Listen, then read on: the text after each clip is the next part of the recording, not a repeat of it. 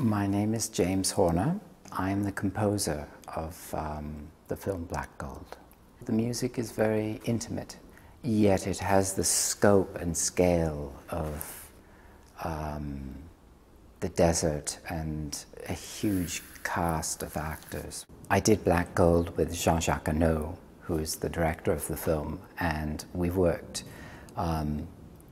3 times before together. He said, you can't believe how the wind sounds, and it's blowing and you can't see anything and your footsteps literally disappear behind you. And those are the things that really intrigue me, to find ways of expressing with music concepts that the director brings to me, make the music sound like the wind, or make the music sound like nighttime, or what it must feel like, you know, when it's cold at night and they're all asleep. I worked with a Qatari, a singer, pop star. When I heard him sing, I just thought it was a great opportunity to use his voice in a way he was completely surprised by. I mean, I've heard stories of directors doing that to actors, but I love to do that with musicians, to ask them to play in a way they've not played before.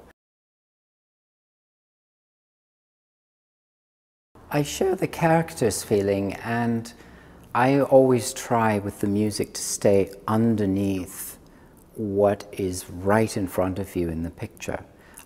So if there's a big battle scene, for instance, often I will not score the battle, I'll score what the character is feeling. So there's a contrast sometimes between the music I write and what you're seeing, but the underneath story comes out. I work at a big architectural desk. I don't really work at a piano. I sort of see it all as a painting canvas and not as individual scenes. And so I'm always trying to visualize colors of what the instruments will sound like. But to me, it's very much like abstract painting. And that is a very good way to work with the director, because it's not necessarily a cinema process, but definitely it's not a music process. I find that a lot of directors get very intimidated by talking to a composer about music, and music is the one thing that most directors cannot do. But in terms of advice for young filmmakers, I would say to try and use a composer who has some gift on acoustic instruments, as opposed to just relying on synthesizers.